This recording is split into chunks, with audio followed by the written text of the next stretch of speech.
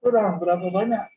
Ada 2 biji ikan, kupasan pedasnya satu, kakak sausnya satu, kakak lacang satu, jamur enoki daunnya satu, satu editan satu.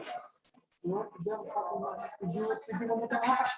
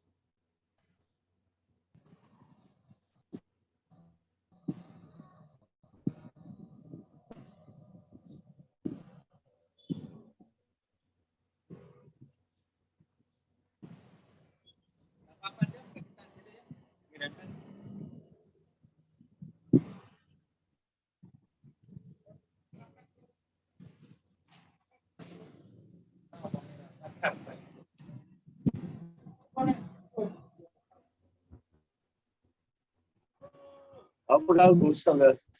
Oo, tao. Oo, gawin natin ito.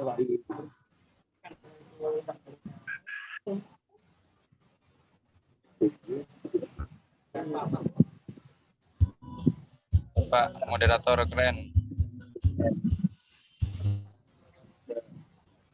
Siap, siap, siap.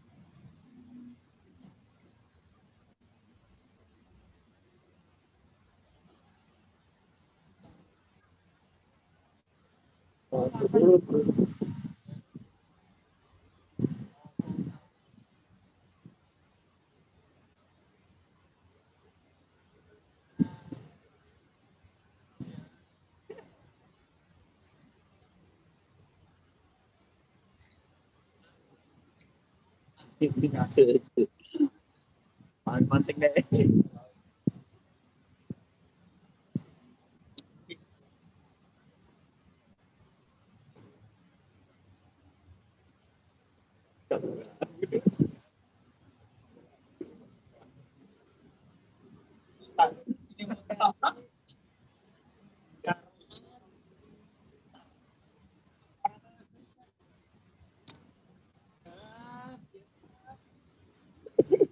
Lali oke aja. Ika cuma kirim di grup Aku lali aku. Eh,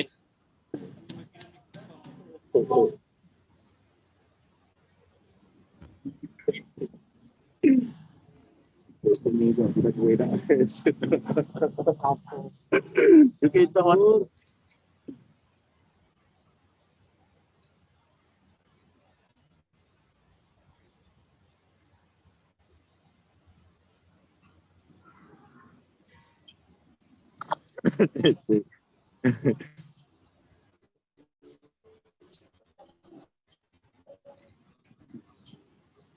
Oh, kenapa?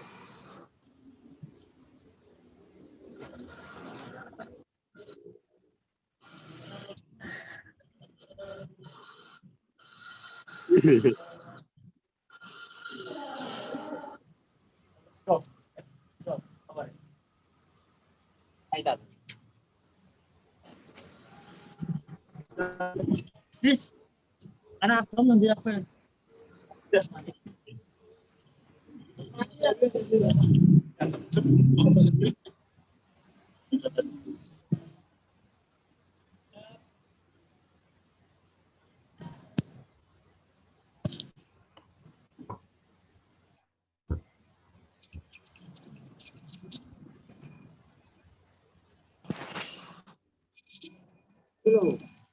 Karena terjadi, tapi lanang yo tapi tahu?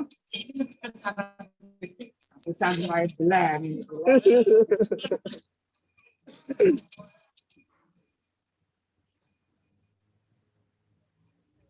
Oke, bagi-bagi tak cengi ini. Ini. Semoga diberkati.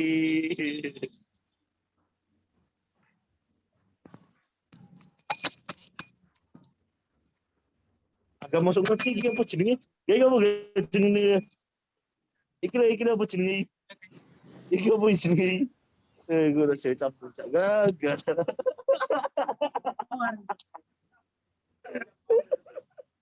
Iki apa jenenge? Oh, iki kagak saya campur gagal. enggak. Gagal.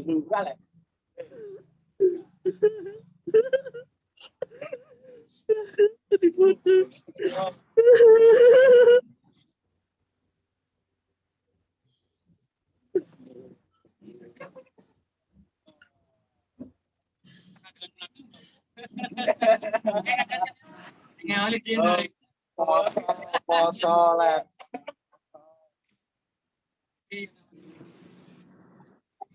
Ya, Suara apa jong. kalau ketemu aku tak ketonan. Hanya wajib pakai yo. Tetap tak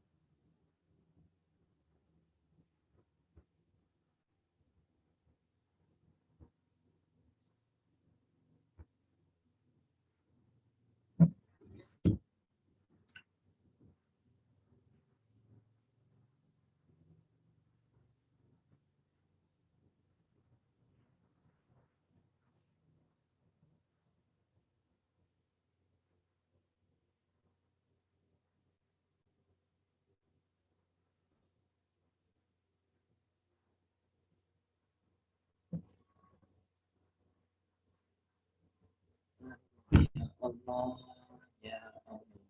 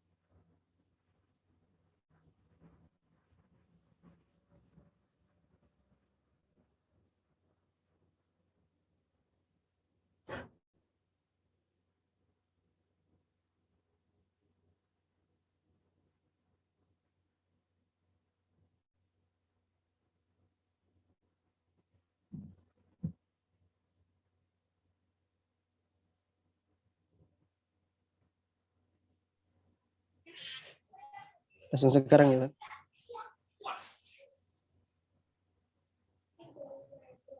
Langsung bisa dimulai ya.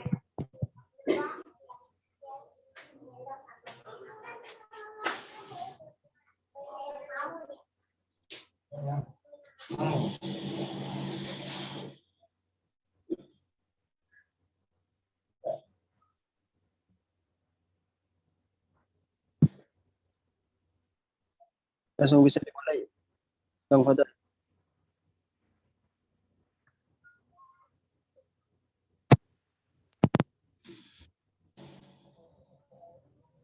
Cek, cek.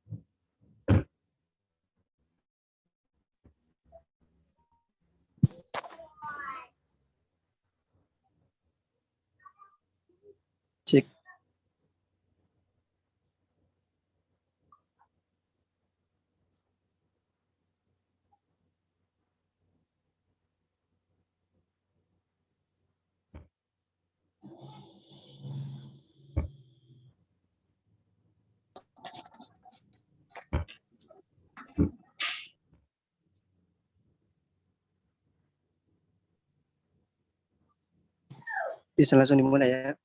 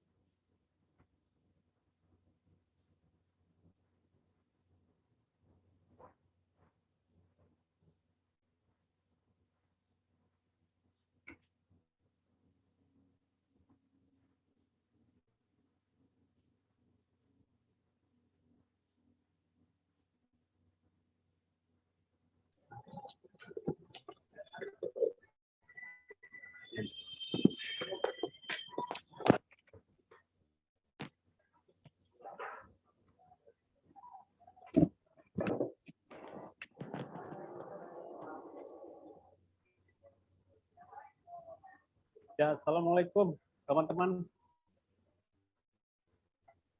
Waalaikumsalam warahmatullahi Waalaikumsalam.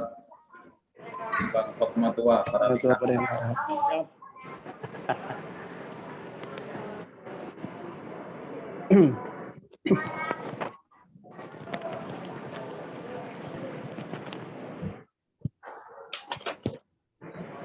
Mana moderatornya, bisa kita mulai?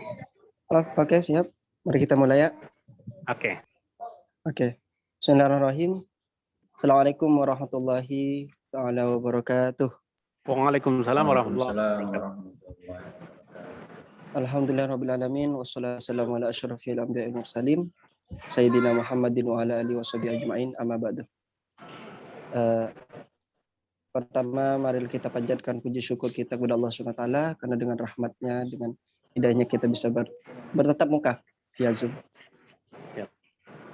Dan mudah-mudahan tidak mengurangi rasa hormat sekaligus rasa silaturahmi. Pada kalinya salawat dan salam mari kita haturkan kepada junjungan kita Nabi besar Muhammad sallallahu alaihi wasallam, karena dengan beliau kita diangkat dari alam kejahilan menuju alam yang terang benderang seperti hanya malam hari ini. Oke.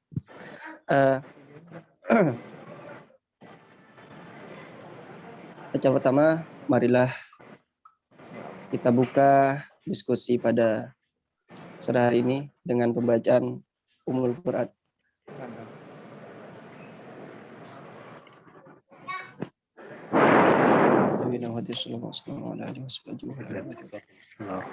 Ya ulillahi lahumul fatihah.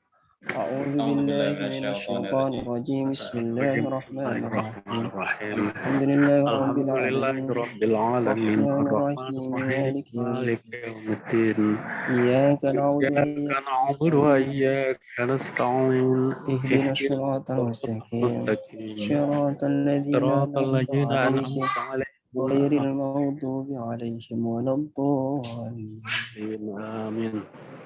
Amin.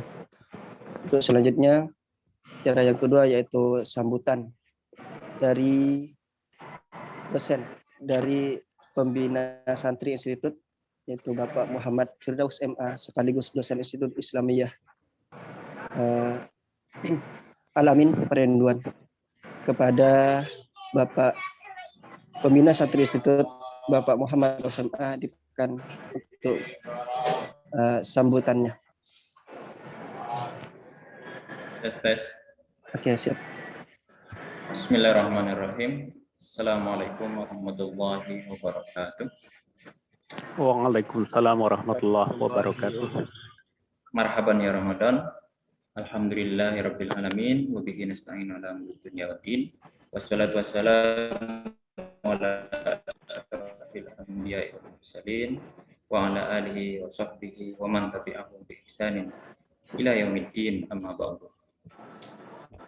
Pertama, saya mau menyapa para peserta ini ya.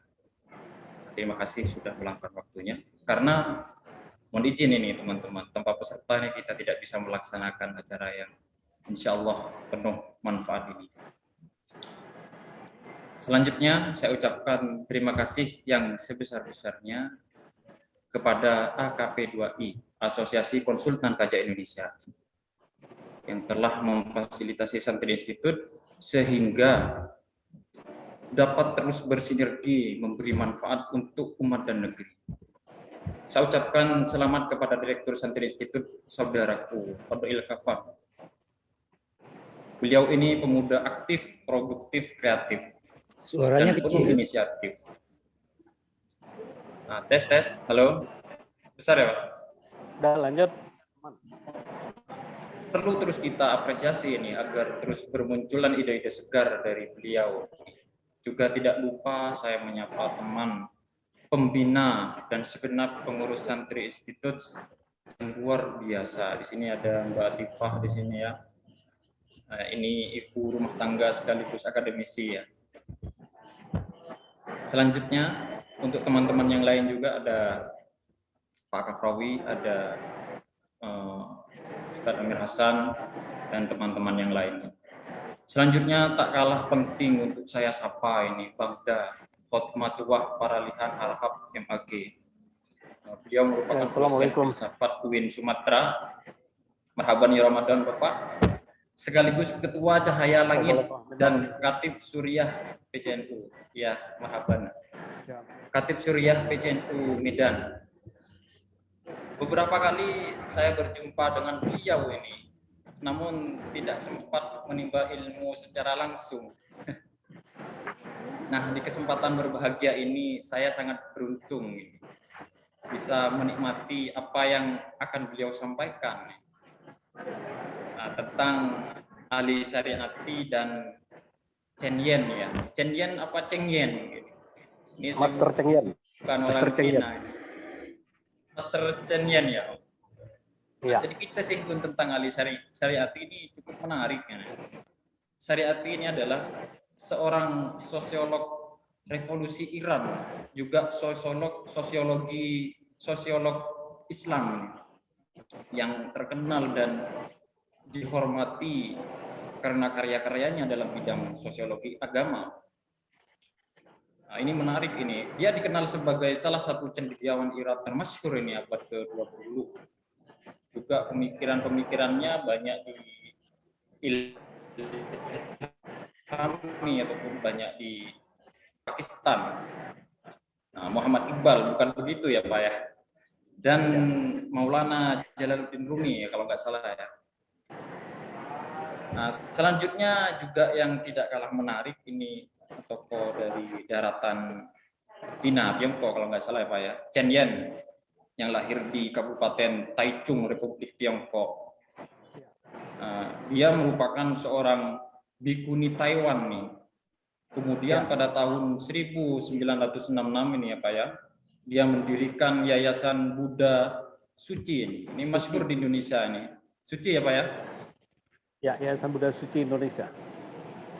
Ya, kalau nggak salah nih ada pesantren ini dibiayai oleh Yayasan Buddha Suci di Bogor nih yang sedikit saya tahu.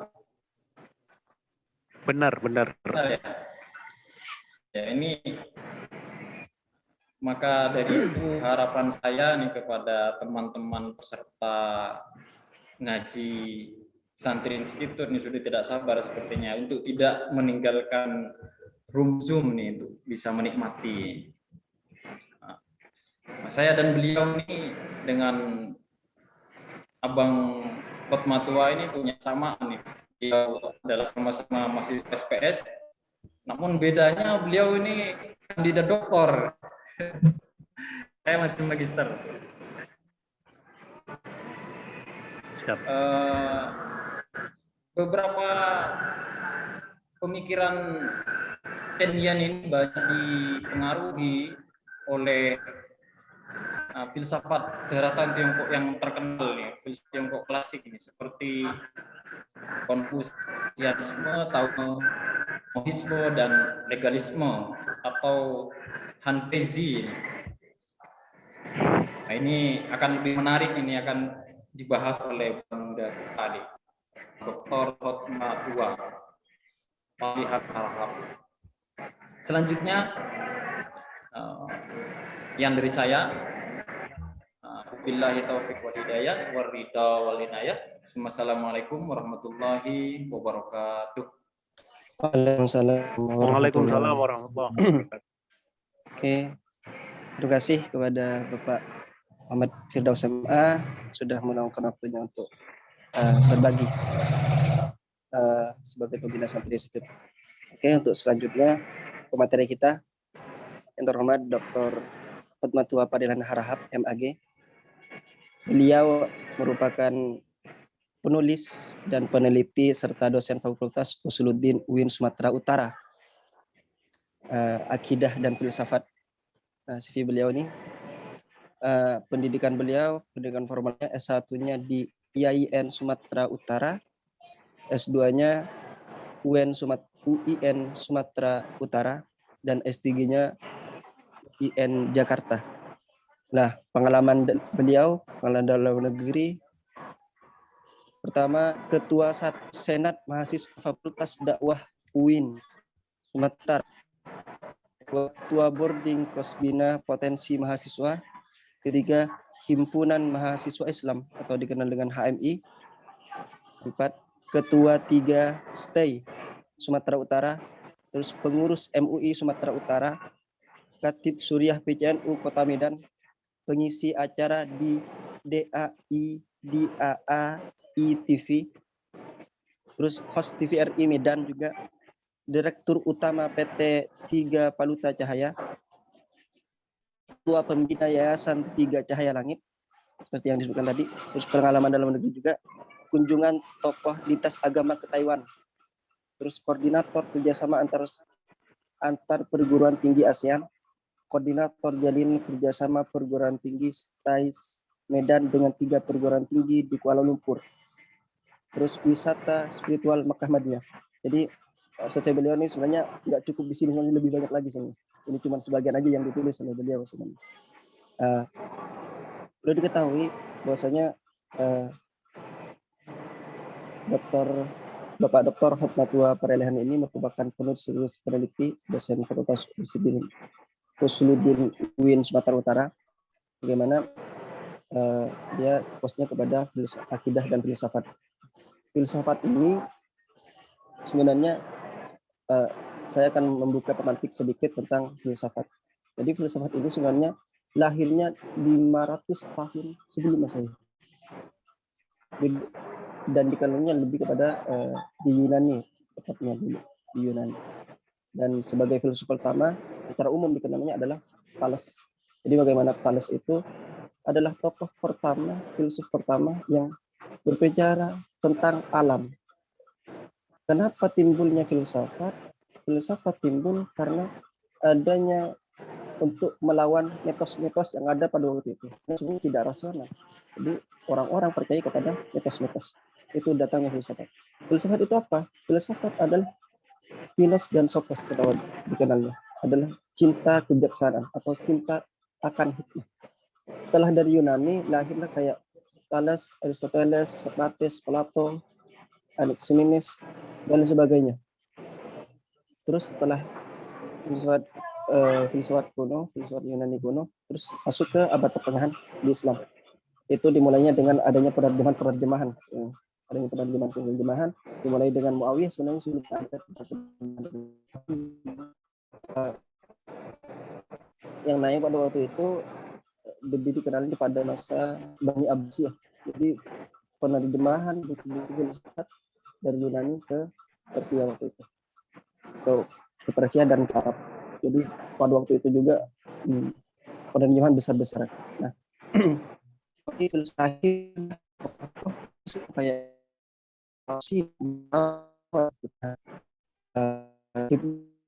sampai timbulnya tahap pertengahan Renaissance, pencerahan kembali.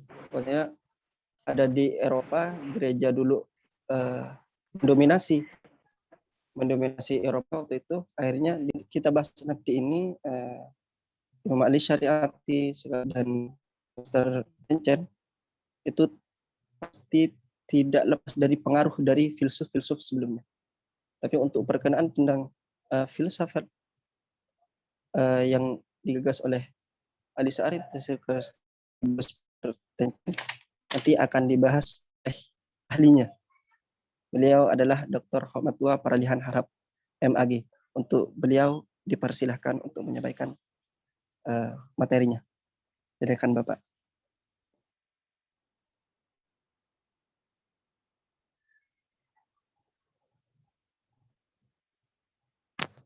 Cek. Oke, saya ulangi. Bismillahirrahmanirrahim. Assalamualaikum warahmatullahi wabarakatuh. Waalaikumsalam warahmatullahi wabarakatuh. Alhamdulillah. Ahmaduhu wa nasta'inuhu wa na'udzu billahi min syururi anfusina wa min sayyiati a'malina may yahdihillahu fala mudhillalah wa may yudlil fala hadiyalah. Asyhadu an la ilaha illallah wa asyhadu anna Muhammadar Rasulullah wa sallallahu alaihi Muhammad wa alihi Muhammad. Sama-sama kita hormati Direktur Santri Institut dan jajaran kepada teman-teman semua peserta atau mengajar Ramadan hari ini.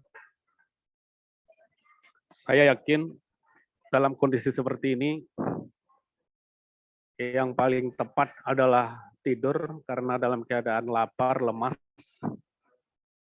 Tapi karena memang ada satu iktikat bersama di antara teman-teman, maka ada satu anggapan di antara kita apabila tidur seperti ini merupakan dosa besar, sehingga dapat mengikuti dengan ikhlas dan sungguh-sungguh diskusi ini dalam rangka sebetulnya cuma sharing saja. Apa yang dibacakan oleh moderator tadi itu sebetulnya hanya gimmick saja itu tentang saya. Saya sudah bilang 2 hari yang lalu nggak usah pala bicarakan tentang apa kegiatan karena itu bukan orang-orang filsafat seperti itu, karena berbicara tentang hakikat, bukan fenomena. Benar, dan terima kasih kepada Pak Firdaus, kemudian moderator kita telah memberikan kesempatan kepada saya untuk sedikit berbincang-bincang tentang filsafat. Saya pikir pelan-pelan saja ya, karena saya lihat ada varian umur, varian pengalaman, varian latar belakang, sehingga saya agak sulit mengendarainya, ibaratkan mendayung perahu di antara 3-4 karang, sangat hati-hati sehingga perahunya aman, orangnya aman, dan karangnya tidak tersentuh sama sekali gitu. Nah, tadi sudah dijelaskan bahwa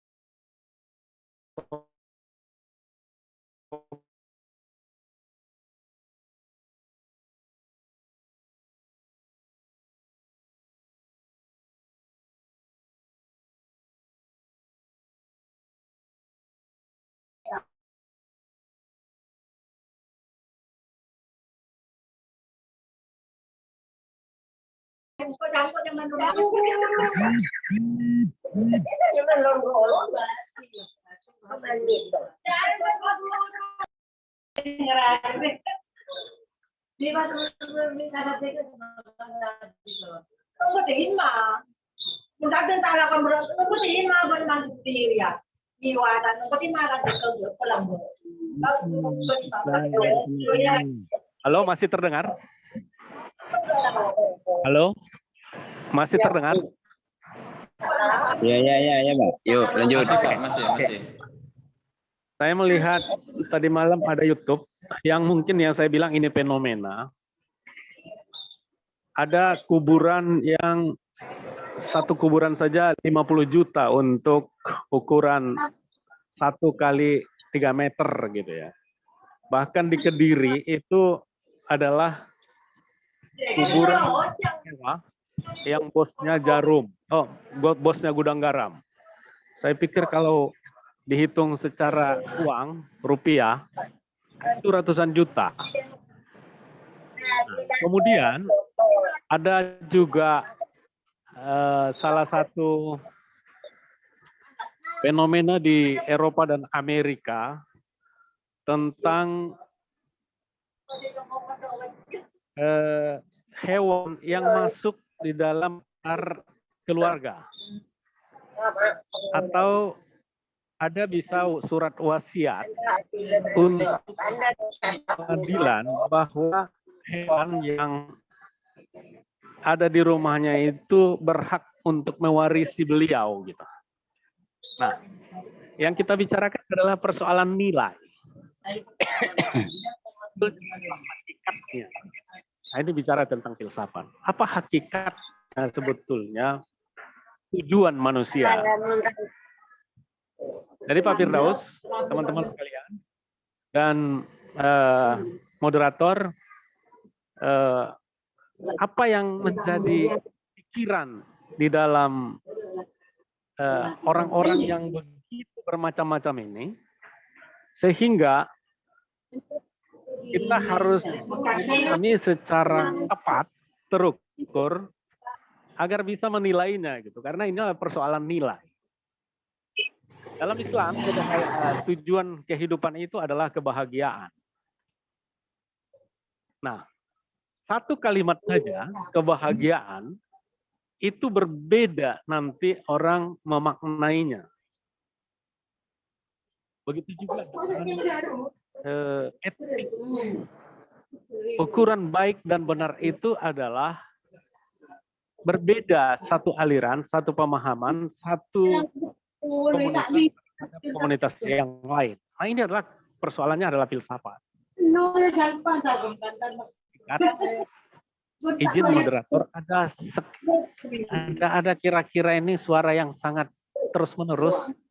Nomor berapa ini? Oh iya. Nah, mungkin bisa di stop apanya? SPDI. Ya, ada yang cerita terus di Oh, iya, belakang. Bapak Hosnan, mohon di mute. Oh iya Pak. Makasih Pak. Oke. Coba di unmute dulu. Dia unmute. Unmute yang mana itu?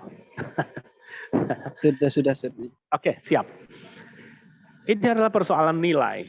Jadi humanisme dan etik adalah salah satu tema saya yang harus saya sampaikan, juga harus dipertanggungjawabkan dalam sebuah sidang terbuka, mulai dari sidang tertutup hasil nilai. Humanisme adalah dignity ataupun fundamental harga dan martabat manusia. Saya ulangi lagi, bahwa humanisme itu adalah ada dignity, wibawa manusia. Artinya apa? Yang berhubungan dengan manusia adalah sesuatu yang harus dihormati dan dijunjung tinggi. Kepada kita, apabila jatuh seseorang di tengah jalan, maka apabila kita mengaku menjunjung tinggi nilai kemanusiaan, nggak mesti harus kita tanya, itu agamanya apa? Agamanya di mana? Sukunya apa? Tetapi kita harus menghargai dan menjunjung tinggi nilai sebuah manusia. Membunuh orang dengan membunuh. Jadi ada humanisme teistik, ada humanisme sekuler. Nah, ini yang mau saya jelaskan. Poinnya adalah, humanisme ini saya cerita dulu sedikit, bahwa di Eropa ada pengalaman buruk dalam tanda petik kaum gereja bahwa semua aspek kehidupan manusia diatur dan ditentukan oleh gereja. Maka nanti kalau Bapak-bapak, teman-teman, sahabat sekalian, membaca tentang sejarah Tuhan, karya Karen Armstrong yang sudah lama itu bukunya, menceritakan bagaimana orang-orang yang mencari Tuhan di permukaan bumi ini sejak ribuan tahun yang lalu. Ini ada sejarah Tuhan. Nah, saya penggal sedikit di Eropa. Di Eropa, sebelumnya semua aspek kehidupan diserahkan kepada gereja, sehingga tidak memberikan wilayah yang cukup terhadap harga, kemampuan, dan kebebasan manusia. Maka teman-teman pernah dengar namanya Galileo yang dihukum bunuh akibat dari teori yang dia temukan bahwa mataharilah, bumilah yang mengelilingi matahari. Artinya apa? Ada perbedaan antara sains modern dengan agama yang pada saat itu tertulis di Alkitab bahwa yang mengelilingi matahari itu adalah, yang mengelilingi bumi itu adalah matahari. Jadi ada perbedaan apa yang tertulis di dalam Alkitab dan apa yang didapat atau ditemukan saintifik modern. Nah, artinya apa? Di Eropa itu awalnya ada pertentangan antara ilmu dan agama. Jelas ya? Pelan-pelan ya. Bertentangan antara ilmu dan agama. Lebih lagi, sejak abad ke-18, bukan hanya pertentangan atau perbedaan antara ilmu dan agama, tetapi agama dan ilmu saling membunuh. Oke? Agama dan ilmu saling membunuh. Saya mau kemukakan ini supaya nanti teman-teman tahu mendeteksi apa yang terjadi sebetulnya di masyarakat kita di era digital ini, di bangsa ini, di masyarakat yang begitu otomatis ini, sehingga tahu di mana yang berbahaya, di mana yang bersumber dari Islam. Nah, itu target saya pada hari ini. Nah, secara saintifik berbeda antara yang ditemukan oleh ilmu dan dogma gereja pada abad pertengahan. Maka muncullah modern. Yang filosof modern adalah René Descartes, cogito ergo sum. Saya berpikir maka saya ada. Oke. Masuk humanismenya yang saya bicarakan tadi, bahwa yang sebelumnya cara berpikir teosentris, yang semua urusan manusia diserahkan kepada Tuhan, dan berubah di era modern, bahwa manusia adalah memiliki kemampuan bebas, memilih, dan menentukan apa yang harus dia jalankan. Maka berubah menjadi antroposentris, berpusat kepada manusia. Nah, itulah humanisme. Jadi humanisme itu adalah paham, awalnya adalah paham yang memberikan penghormatan dan ditentukan semua oleh manusia. Jelas ya? Jadi nanti setelah di abad 18-19 bukan hanya ada perbedaan antara paradigma agama dan paradigma ilmu, tetapi saling membunuh. Nah, ini yang poinnya.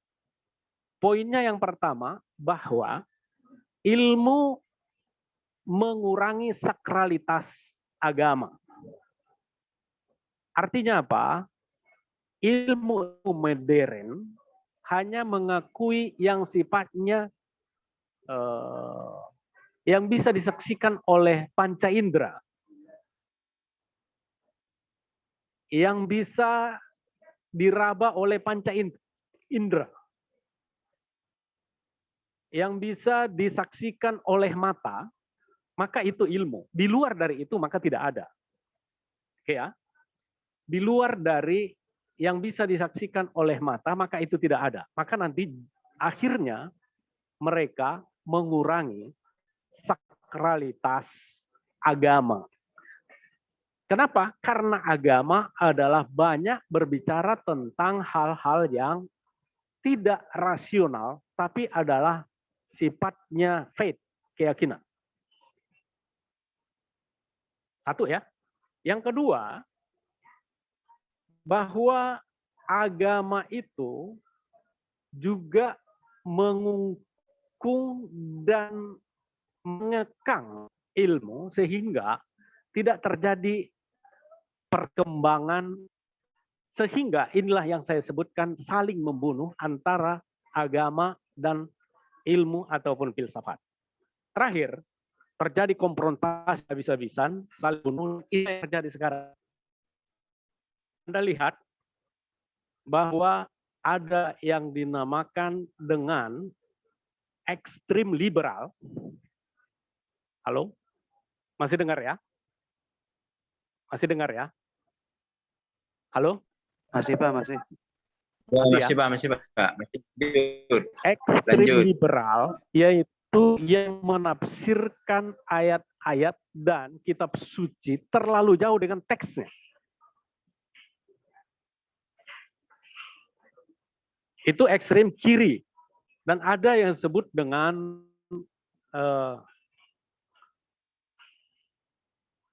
konservatif tekstual, yaitu menafsirkan ayat-ayat kitab suci terlalu tekstual. Maka inilah yang diusung oleh Kementerian Agama, yaitu moderasi beragama, menarik yang terkonservatif dari kiri dan menarik yang terlalu digital, rigid dari kanan ke tengah. Itulah moderasi beragama. Nah, saya lanjutkan lagi persoalan yang humanisme tadi itu. Lalu di mana perbedaan antara humanisme sekuler dan humanisme teistik? Kalau tadi itu humanisme sekuler seperti kapitalis, marxis, ateis, materialis, eksistensialisme, mengakui bahwa manusia itulah yang menjadi sumber dan menentukan segala sesuatunya. Saya ulangi, manusia itulah yang menentukan dan sumber segala sesuatu yang ada. Ya, ini agak rumit, saya ulangi lagi. Perbedaannya dengan Islam adalah ada otonomi dari Allah kepada manusia. Maka kita lihat pada surat Al-Baqarah ayat 30. Wa idz qala rabbuka lil malaikati inni za'ilun fil ardi khalifah. Dalam Islam atau namanya teosentris, humanisme teistik, ada kebebasan terhadap pikiran, kemampuan manusia, tetapi kebebasan itu bukan ditentukan dan bersumber kepada manusia, tapi bersumber kepada Allah Subhanahu wa taala. Kenapa? Karena ada Al-Qur'an menjelaskan bahwa kebebasan manusia itu adalah otonom dan given, pemberian. Oke. Saya lanjutkan. Kalau begitu, ukuran etis yang ditentukan oleh filsafat Eropa adalah berdasarkan kemampuan rasio manusia. Maka nanti ada naturalisme, ada idealisme. Tapi di dalam Islam adalah kebenaran itu adalah ditentukan oleh pikiran manusia berdasarkan kitab sucinya, yaitu bersumber kepada Tuhan yang Maha Kuasa. Nah, ini yang disebut dengan humanisme teistik. Nah, saya akan jelaskan sedikit lagi. Lalu bagaimana oleh Ali Shariati? Ali Shariati mengkritik semua jenis filsafat yang ada di Eropa itu ada pada prinsipnya satu tali dua uang. Apa itu? bersumber dari kesadaran dalam tanda petik mimpi buruk dalam sejarah yang dialami oleh orang-orang Eropa, bagaimana kejahatan-kejahatan yang dilakukan oleh kaum agamawan terhadap kemanusiaan atas nama agama. Saya ulangi, di Eropa dipergunakan agama itu untuk melakukan penindasan kepada manusia, melakukan penjajahan terhadap manusia, maka yang terjadi di sana selain daripada homo homini lupus dan homo homini deus, apa itu? Pierre Beck mengatakan bahwa manusia itu adalah Tuhan bagi dirinya karena manusia itu adalah sumber dari segala yang ada. Tidak ada pertanggungjawaban akhirat. Nah, jika ada sekarang berpikir modern, maka itu sebetulnya sudah tertinggal. Kenapa? Karena kita sudah sampai kepada pasca modern. Di Eropa juga sudah banyak beralih kepada spiritual. Ternyata apa yang dipikirkan oleh manusia modern tidak cukup untuk menyelesaikan persoalan-persoalan karena ada lagi spiritual, ada lagi yang namanya emosional dan seterusnya. Ini yang dikritik oleh Ali Sariati bahwa pemikir-pemikir modern yang menjanjikan kebahagiaan, sebagaimana yang saya sebutkan tadi itu di awal itu, menjanjikan kebahagiaan kepada manusia, ternyata sama halnya arsitektur yang membangun rumah. Setelah selesai rumah itu, dia tidak tahu siapa yang akan tinggal di rumah itu. Itulah orang-orang pemikir modern. Kenapa? Dia menganggap bahwa manusia itu hakikatnya adalah fisiknya.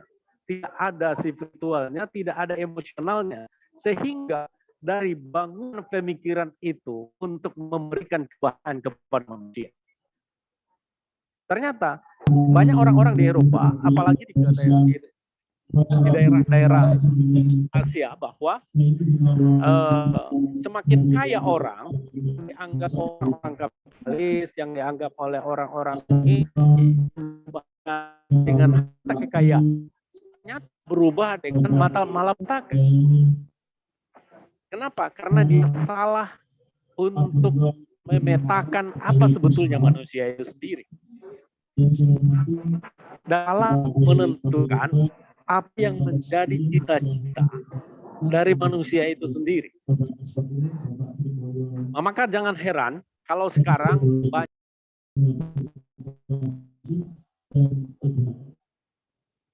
yang saya hormati saudara-saudara relawan. Sepertinya ada ya suara-suara ada itu. Di Halo, masih dengar? Ahmad Syihab. Ya, masih dengar Pak, masih dengar. Masih ya, oke. Maka tidak heran bahwa di orang-orang modern itu banyak yang super kaya, tetapi karena tidak percaya dengan spiritual yang gaib-gaib, maka dia berputus asa dan bunuh diri. Ternyata yang dijanjikan oleh kapitalis, yang dijanjikan oleh eksistensialis, yang dijanjikan oleh ateis, bahwa kebahagiaan itu adalah mencukupi kekayaan, tidak benar. Tidak benar. Nah, jadi jangan heran kalau ada sekarang orang yang mengaku nabi, ada orang yang mengaku bahwa akhirat itu belum pernah ada orang yang pergi ke sana, dan itu masih berpikir cara modern. Dan berpikir secara modern itu adalah cara berpikir yang sangat miskin. Nah, persoalan-persoalan ini cukup diselesaikan dengan akal saja, tetapi ada instrumen lain, itu agama. Walaupun banyak tokoh modern yang menganggap bahwa agama itu tidak memberikan sumbangan terhadap peradaban manusia. Nah, ini pasti antara ilmu dengan agama saling bunuh. Jangan heran ansih itu sudah gagal. Nah, saya pikir sebagai pengantar cukup di situ dulu. Kepada teman-teman mungkin kalau ada waktu diskusinya lebih baik kita diskusikan, tentunya kita sifatnya sharing ya. Saya kembalikan kepada moderator yaitu Adinda Tamam. Kami persilakan. Oke, terima kasih Bapak. Jadi bagi teman-teman yang pengen sharing, nambahin, mengkritik boleh ya Pak. Atau pengen bertanya, saya kasih 3 pertanyaan bagi penanya. Atau pengen nambahin, dipersilahkan. Ya, untuk silakan. sesi pertama saya kasih 3. Jadi teman-teman yang punya saran, kritik, sekaligus pertanyaan, dipersilahkan.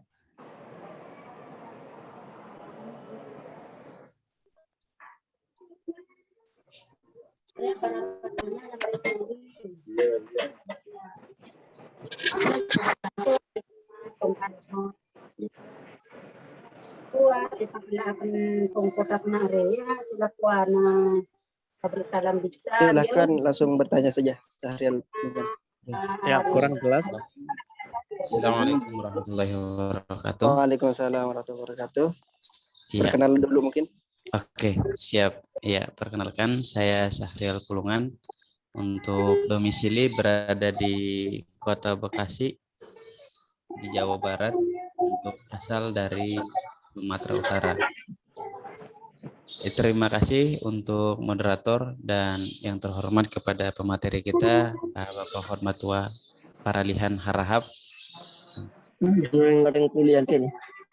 Ya, jadi materi yang luar biasa, sangat disayangkan ketika kita tidak menyimak dengan baik, karena ilmu yang tidak disimak itu, ilmu Imam Ghazali mengatakan bahwa ketika kita tidak menyimak ilmu, maka kita sudah melepaskan yang namanya kita punya buruan. Oke, jadi masuk saja ke intinya. Saya ingin bertanya, tadi kan dijelaskan bahwa ilmu filsafat ini banyak ya dari cabar-cabarnya, seperti dari moderator juga mengatakan tadi ada dari Aristoteles ataupun Plato dan lain-lain. Yang menarik di sini itu kontekstual di saat kita tarik secara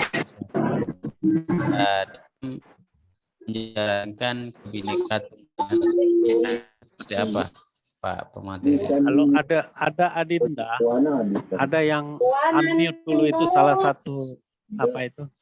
Iya, mohon unmute dulu. Ini soalnya Nggak dengar. kurang jelas tadi. Ya. Pertanyaannya tadi mungkin bisa diulang. Iya, jadi singkatnya saja untuk cara berfilsafat di saat ini gitu. Jadi, kalau tadi kan itu berfilsafat di masa lalu ya. Kalau berfilsafat di masa sekarang itu seperti apa kalau menurut Pak pemateri? Ya, mungkin itu saja singkatnya. Terima kasih. Oke, terima kasih Kak Sarela atas pertanyaannya.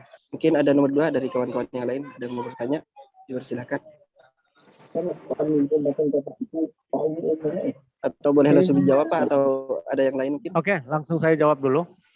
Saya pikir biar Pak.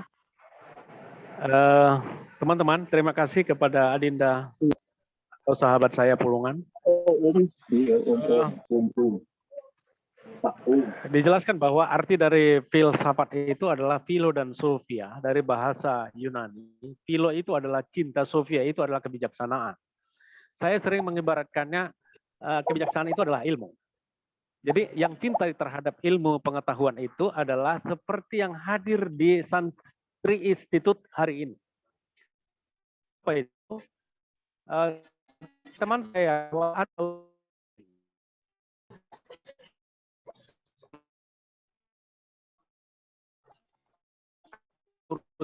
yang penting, tapi yang hanya memprioritaskan terhadap, saya sampaikan kepada adik mahasiswa, misalkan karena dia cinta terhadap belajar,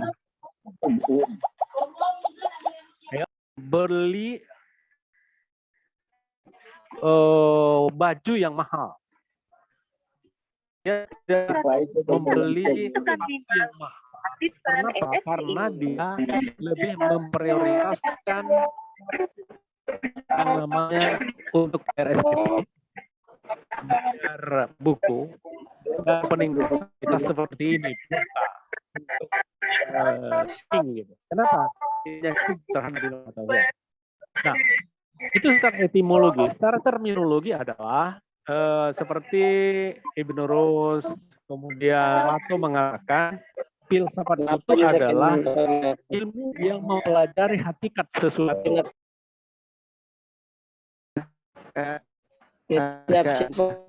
Di unmute. Oke, sudah.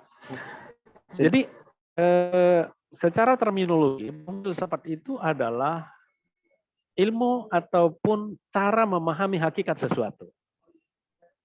Jika terjadi sekarang saling serang satu agama dengan agama yang lain, sebelum diteliti secara khusus, karena peneliti itu masuk kepada coupling ilmu. Tapi logika kita harus berjalan, memperhatikan segala sesuatunya. Maka dia adalah rasio, kerjaan akal. Apa yang jadi? Kenapa saling serang satu agama dengan agama yang lain? Kenapa saling serang satu komunitas dengan komunitas lain? Nah, ini adalah kerjaan akal. Maka sifatnya universal, masih umum seperti itu Pak Pulungan. Tetapi untuk mengetahui secara hakikat, ada dulu falsafahnya, baru dibangun penelitiannya. Dicek satu persatu, diukur satu persatu, maka dia jatuhnya kepada ilmu. Dan ilmu ukurannya adalah nanti dalam ilmu ada koheren, korespondensi, dan mati. Itu sesuatu itu bisa dikatakan benar apabila dia bermanfaat. Itu salah satunya. Tapi berfilsafat itu ukurannya adalah spekulatif. Spekulatif itu bisa benar